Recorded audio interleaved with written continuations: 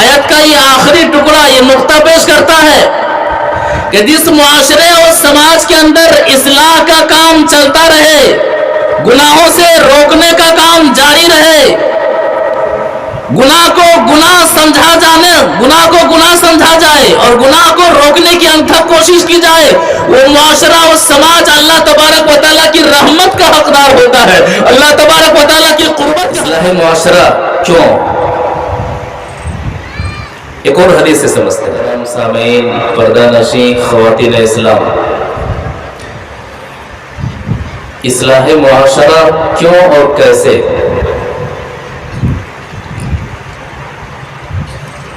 میرے موضوع کے دو پہلو ہیں کہ کیوں اور کیسے۔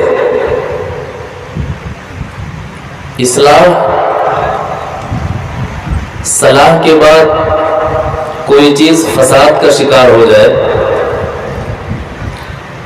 تو دوبارہ اسے اصلاح کرنا، بولتے ہیں نا کہ ریپیئرنگ کرنا۔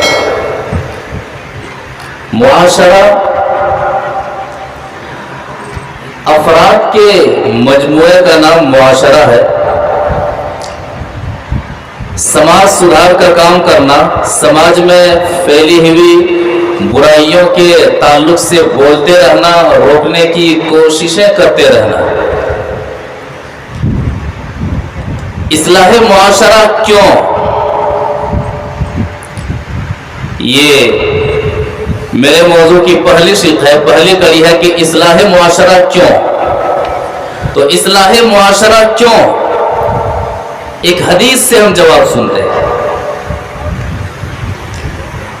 وعن النعمان بن بشیر رضی اللہ تعالیٰ عنہ یقول سمعت رسول اللہ صلی اللہ علیہ وسلم یقول مثل القائم على حدود الله والواقع فيها كمثل قوم استهموا على سفينة فأصاب بعضهم أعلاها وبعضهم أسفلها فكان الذين في أسفلها إذا استقوا من الماء مروا على من فوقهم فقالوا لو أننا خرقنا في نصيبنا خرقا ولم نؤذ من فوقنا فإن يتركوهم وما أرادوا هلكوا جميعا فإن أخذوا على أيديهم نجوا ونجوا جميعا رواه البخاری فی کتاب المشارکہ۔ بخاری شریف کے اندر یہ حدیث موجود ہے۔ راوی حدیث حضرت نعمان بن بشیر رضی اللہ تعالیٰ عنہ ہے۔ وہ فرماتے ہیں کہ نبی صلی اللہ علیہ وسلم نے فرمایا، بلکہ ایک مثال اور بہترین مثال نبی صلی اللہ علیہ وسلم نے پیش کیا کہ مثل القائم علی حدود اللہ والواقع فیہا، قرآن و حدیث کی پاسداری کرنے والے، قرآن و حدیث کے مطابق زندگی گزارنے والوں کی مثال اور قرآن و حدیث کے دائرے سے نکل کر کے زندگی گزارنے والوں کی مثال، منمانی زندگی گزارنے والوں کی مثال اور ربانی زندگی گزارنے والوں کی مثال کمثل قوم استہموا علی سفینہ، ان لوگوں کی طرح ہے کہ لوگ کشتی پر سوار ہوں اور کشتی دو منزلہ ہو۔ اب یہ بات سامنے آئی کہ کشتی کی اوپر منزل میں کون رہے گا اور کشتی کے نیچے حصے میں کون رہے گا۔ اس کو ختم کرنے کے لیے، جھگڑا ختم کرنے کے لیے قرآن نکالا جاتا ہے۔ تو جن کا نام کشتی کے اوپری حصے میں رہنے کے لیے آتا ہے وہ لوگ کشتی کے اوپری حصے پر چلے جاتے ہیں، اور جن کا نام کشتی کے نچلے حصے پر رہنے کے لیے آتا ہے وہ کشتی کے نچلے حصے پر رہتے ہیں۔ اب معاملہ کیا ہوتا ہے کہ فَكَانَ الَّذِينَ فِي أَسْفَلِهَا، جو لوگ کشتی کے نچلے حصے پر رہتے ہیں انہیں جب پیاس لگتی ہے تو مروا علی من فوقہم، پانی پینے کے لیے اپنے سے اوپر جو لوگ موجود ہوتے ہیں ان لوگوں کے پاس سے گزرنا پڑتا ہے۔ اب کشتی کے نچلے حصے پر رہنے والے یہ سوچتے ہیں کہ جب ہمیں پیاس لگتی ہے تو ہم پانی پینے کے لیے اوپری حصے پر جاتے ہیں، اور اوپری حصے پر جانے کی وجہ سے اوپر جو لوگ ہیں انہیں ہماری وجہ سے تکلیف ہوتی ہے۔ کیوں نہ ایسا کریں کہ لو انا خرقنا فی نصیبنا خرقا، کیوں نہ ہم کشتی کے نچلے حصے پر ہی سوراخ کر لیں تاکہ پانی آسانی سے समंदर का पानी निचले हिस्से पर आ जाएगा और उस पानी को हम पीने के लिए इस्तेमाल कर लेंगे, ऊपर जाना नहीं पड़ेगा। उसके बाद से अल्लाह के रसूल सल्लल्लाहु अलैहि वसल्लम फरमाते हैं फ़इयतरुकुहुम वमा अरादू, अगर कश्ती के निचले हिस्से पर रहने वाले निचले हिस्से पर सुराख करने लगे और ऊपर वाले ना रोके बल्कि उन्हें करने दे, हमें क्या मतलब है, वो सुराख कर रहे हम तो ऊपर हैं, तो हलकू जमिया। तो जब कश्ती के ऊपर निचले हिस्से पर पानी भरेगा तो जब कश्ती डूबेगी तो नीचे वालों की भी जान जाएगी और ऊपर वालों की भी जान जाएगी।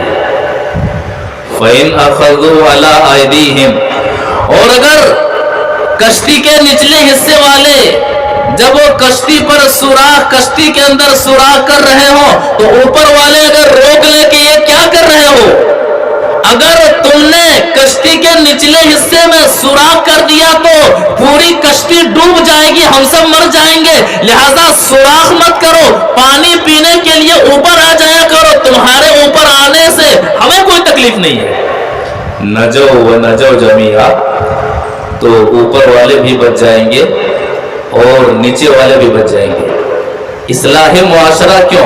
हदीस वाज़े कर रही है कि इस्लाह मुआशरा इसलिए कि अगर मुआशरे और समाज में कुछ लोग गलत काम कर रहे हों और कुछ लोग गलत काम करते हुए देख करके खामोश है, हमें क्या लेना देना है, हम तो गलत काम नहीं कर रहे। फला शराब पी रहा है, मैं तो शराबी नहीं हूँ, फला ज़िना कर रहा है, मैं तो ज़ानी नहीं हूँ, फला जुआ खेल रहा है, मैं तो जुआ नहीं खेल रहा हूँ, फला सूदी लेन देन में मुलविस है, मैं तो हलाल कमाई में मशगूल रहता हूँ, मुझे उससे क्या मतलब है। अगर ये जहन मुआशरा और समाज के अंदर पैदा हो जाए तो जिस तरह से बुराई करने वाले अजाब का शिकार होंगे, उसी तरह से बुराई करते हुए देख करके जो लोग चुप हैं, तो जिस तरह बुराई करने वाले मुसीबत के शिकार होंगे, उसी तरह से बुराई को देख करके ना रोकने वाले भी मुसीबत के शिकार होंगे। तो इसीलिए इस्लाह मुआशरा जरूरी है कि गुनाह करने वालों को अगर हमने गुनाह से रोका नहीं तो गुनाह करने वालों का जो अंजाम होगा, गुनाह पर खामोश रहने वालों का वही अंजाम होगा। इस्लाह मुआशरा क्यों? एक और हदीस से समझते हैं। वअन आयशा रज़ियल्लाहु तआला अन्हा क़ालत क़ाल रसूलुल्लाह सल्लल्लाहु अलैहि वसल्लम यकूनु फी आखिरिल उम्मति खस्फुन व मस्खुन व क़स्फुन फ़क़ालत क़ुल्तु या रसूलल्लाह अनुहलिकु व फ़ीना अस्सालिहून क़ाल नाम इज़ा ज़हरल ख़बथ रवाहु तिर्मिज़ी फ़ी अब्वाबिल फ़ितन। तिर्मिज़ी शरीफ के अंदर ये हदीस मौजूद है। राविया ये हदीस हज़रत आयशा रज़ियल्लाहु तआला अन्हा, वो फरमाती है कि नबी सल्लल्लाहु अलैहि वसल्लम ने फरमाया यकूनु फी आखिरिल उम्मते मुहम्मदिया में एक ऐसा जमाना आएगा, एक ऐसा दौर आएगा कि इस उम्मते मुहम्मदिया पर अजाब आएगा, पत्थरों वाला अजाब आएगा, चेहरा बिगाड़ देने वाला अजाब आएगा, जमीन के अंदर धंसा देने वाला अजाब आएगा। हज़रत आयशा रज़ियल्लाहु तआला अन्हा ने सवाल किया, ए नबी सल्लल्लाहु अलैहि वसल्लम अनुहलिकु व फ़ीना अस्सालिहून, हमारे दरमियान नेक लोग, सालेह लोग, नमाज पढ़ने वाले, सदकात और खैरात करने वाले, हलाल कमाने वाले, कुरान और हदीस के मुताबिक अमल करने वाले मौजूद रहेंगे, उसके बावजूद भी हम हलाक हो जाएंगे। कहा इज़ा ज़हरल खबस, जब शर्र फसाद जाहिर हो जाएगा, बुराइयां आम हो जाएंगी, नेक लोग रहेंगे, नेकी करने वाले होंगे, लेकिन बुराई पर खामोश रहने की वजह से जब बुरे लोग हलाक होंगे तो साथ में नेक लोग भी हलाक कर दिए जाएंगे। इस्लाह मुआशरा क्यों? हदीस जवाब देती है कि इस्लाह मुआशरा इसलिए कि अगर मुआशरे में फैली हुई और मुआशरे में पाई जाने वाली बुराइयों पर रोके कोई शख्स रोकने वाला ना हो, कोई शख्स खामोश रहे, तो बुराई करने वाला अगर हलाक होगा तो बुराई पर चुप्पी साधने वाला भी हलाक हो बर्बाद होगा। इस्लाह मुआशरा क्यों? سورہ مائدہ آیت نمبر 78 اور 79 کے اندر اللہ تبارک و تعالیٰ واضح فرماتا ہے بنی اسرائیل پر لعنت بھیجی گئی، اللہ تبارک و تعالیٰ کی رحمت سے بنی اسرائیل کو دور کر دی گئی۔ اس کی وجہ کیا ہے؟ قرآن بتاتا ہے۔ ان دونوں آیتوں کے مفہوم پر غور کیجئے۔ اللہ تعالیٰ فرماتا ہے لُعِنَ الَّذِينَ كَفَرُوا مِن بَنِي إِسْرَائِيلَ عَلَى لِسَانِ دَاوُودَ وَعِيسَى ابْنِ مَرْيَمَ ذَلِكَ بِمَا عَصَوا وَكَانُوا يَعْتَدُونَ۔ بنی اسرائیل کے کافروں پر لعنت کی گئی، بنی اسرائیل کے کافروں سے اللہ تبارک و تعالیٰ کی رحمت کھینچ لی گئی۔ عیسیٰ علیہ السلام کی زبانی لعنت کی گئی، داؤد علیہ السلام کی زبانی لعنت کی گئی۔ ذَلِكَ بِمَا عَصَوا وَكَانُوا يَعْتَدُونَ۔ بنی اسرائیل کے کافروں پر جو لعنت کی گئی، قرآن 3 اسباب کو بیان فرماتا ہے۔ ذَلِكَ بِمَا عَصَوا وَكَانُوا يَعْتَدُونَ، یہ قوم نافرمانی کرنے والی تھی اور یہ قوم حد سے گزر جانے والی تھی۔ تیسری وجہ قرآن بتاتا ہے كَانُوا لَا يَتَنَاهَوْنَ عَن مُنكَرٍ فَعَلُوهُ۔ بنی اسرائیل میں جو برائیاں ہو رہی تھی، آپس میں جو لوگ برائیاں کر رہے تھے، تو برائیاں نہ کرنے والے برائیاں کرتے ہوئے دیکھنے کے باوجود روکا نہیں کرتے تھے، خاموش رہا کرتے تھے۔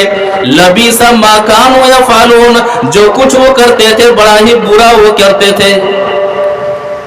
قرآن واضح کرتا ہے کہ بنی اسرائیل کے کافروں پر لعنت بھیجی گئی، وجہ کیا ہے؟ کہ برائیاں ہو رہی ہیں لیکن برائیاں نہ کرنے والے برائیوں کو روک نہیں رہے۔ مجھے کیا لینا دینا؟ اصلاح معاشرہ کیوں؟ یہ دونوں آیتیں جواب دیتی ہیں کہ سماج کے اندر گناہ دھڑلے سے کیا جا رہا ہو اور وہ روکنے والا کوئی نہ ہو، نہ روکے، خاموش رہے، تو اس قوم سے اللہ تبارک و تعالیٰ رحمت کو اٹھا لیتا ہے اور اس قوم پر اللہ تبارک و تعالیٰ عذاب کو نازل فرما دیتا ہے، اور برائیاں کرنے والے بھی عذاب میں مبتلا ہوتے ہیں اور برائیاں نہ کرنے والے بھی برائیوں کو نہ روکنے کی وجہ سے عذاب الہی کے شکار ہوتے ہیں۔ جبکہ قرآن سورہ توبہ آیت نمبر 71 پڑھیں گے تو سماج میں پھیلی ہوئی برائیوں پر قدغن لگانے کی وجہ سے اس سماج پر اللہ تبارک و تعالیٰ کی رحمتوں کا نزول ہوتا ہے، اللہ تبارک و تعالیٰ کی برکتوں کا نزول ہوتا ہے۔ آیت کے مفہوم پر غور کیجئے۔ وَالْمُؤْمِنُونَ وَالْمُؤْمِنَاتُ بَعْضُهُمْ أَوْلِيَاءُ بَعْضٍ، مومن مرد اور مومنہ عورتیں آپس میں ایک دوسرے کے دوست ہیں ایمان کی بنیاد پر۔ یأمرون بالمعروف وینہون عن المنکر، ایک مومن مرد کا مشغلہ کیا ہوتا ہے، ایک مومنہ عورت کا معاملہ کیا ہوتا ہے سماج اور معاشرے کے اندر؟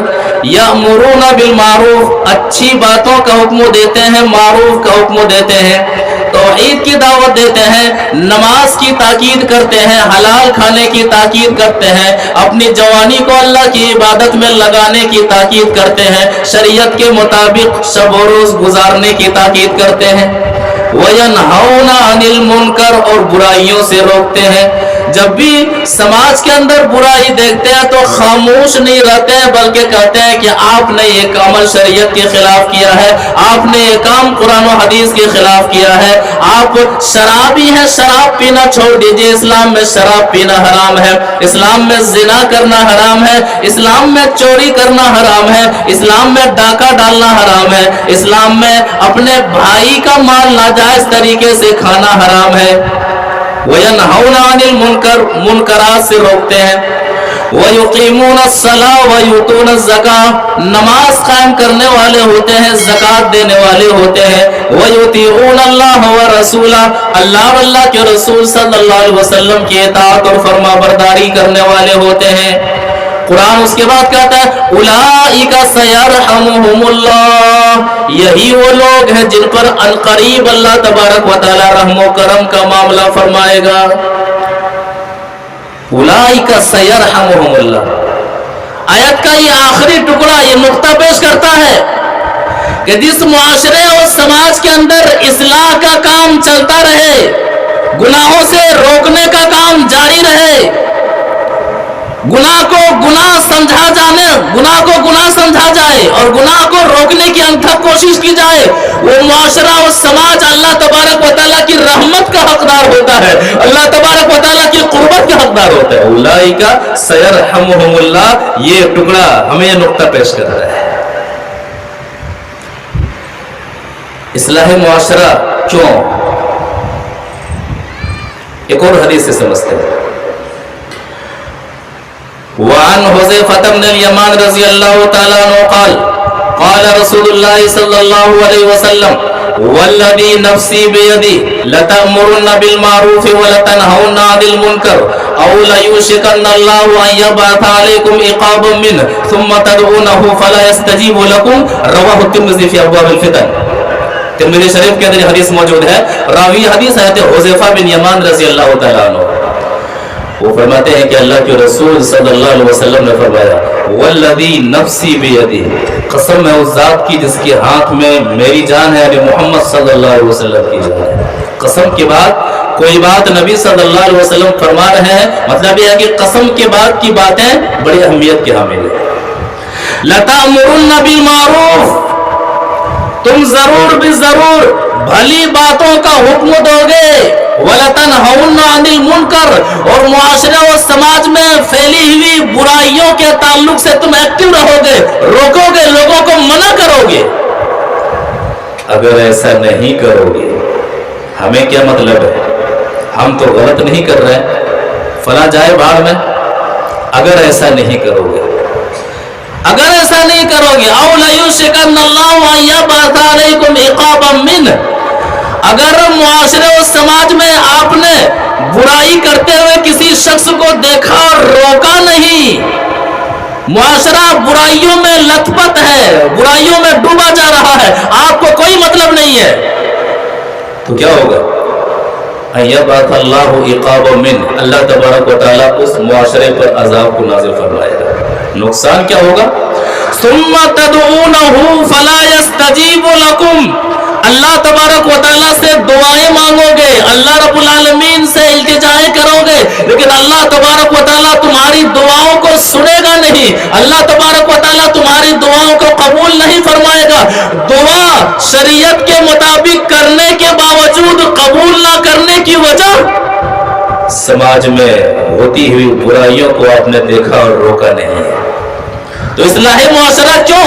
اصلاح معاشرہ اس لیے کہ اگر ہم برائی کو دیکھ کر کے خاموش ہیں تو ہم بچ نہیں سکتے ہیں، بلکہ خاموش رہنے والوں کا نقصان، گناہ نہ کرنے والوں کا نقصان یہ ہے کہ گناہ نہ کرنے والے دعا کریں گے تو اللہ تبارک و تعالیٰ ان کی دعا کو سنے گا نہیں، ان کی دعا کو قبول نہیں فرمائے گا۔ جب گناہ نہ کرنے والے اور گناہ کو دیکھ کر کے چپ رہنے والے کی دعا کو نہیں سنے گا تو گناہ کرنے والے کی دعا کو اللہ تبارک و تعالیٰ کیسے سنے گا؟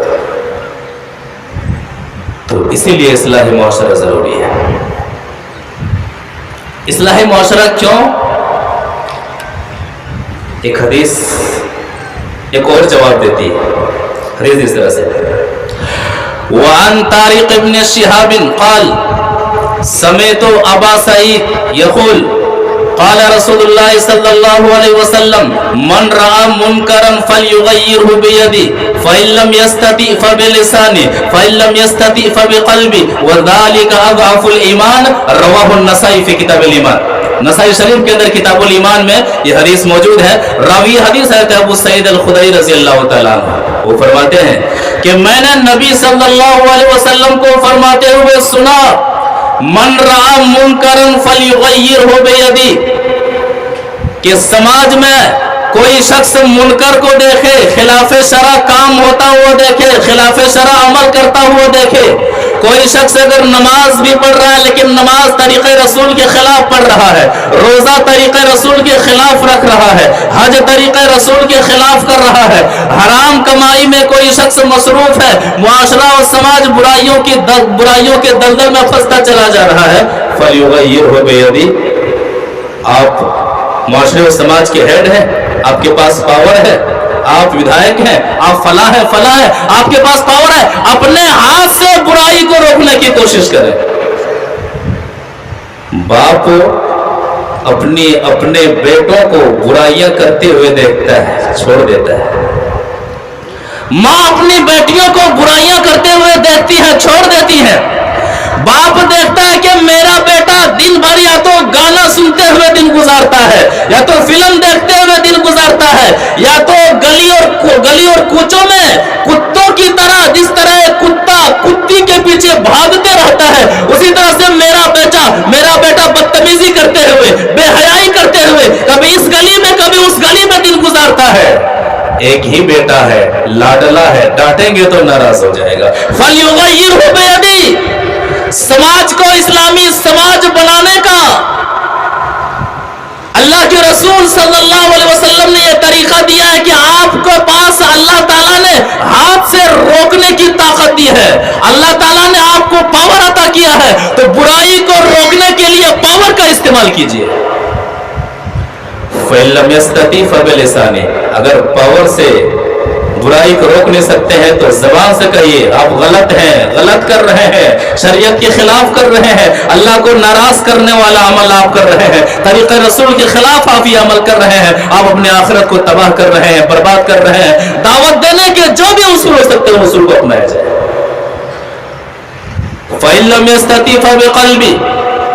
اور اگر زبان سے روکنے کی طاقت نہ, اور اگر زبان سے روکنے کی طاقت نہ ہو تو اس برائی کو دل سے برا جانے, شریک نہ ہو جائے.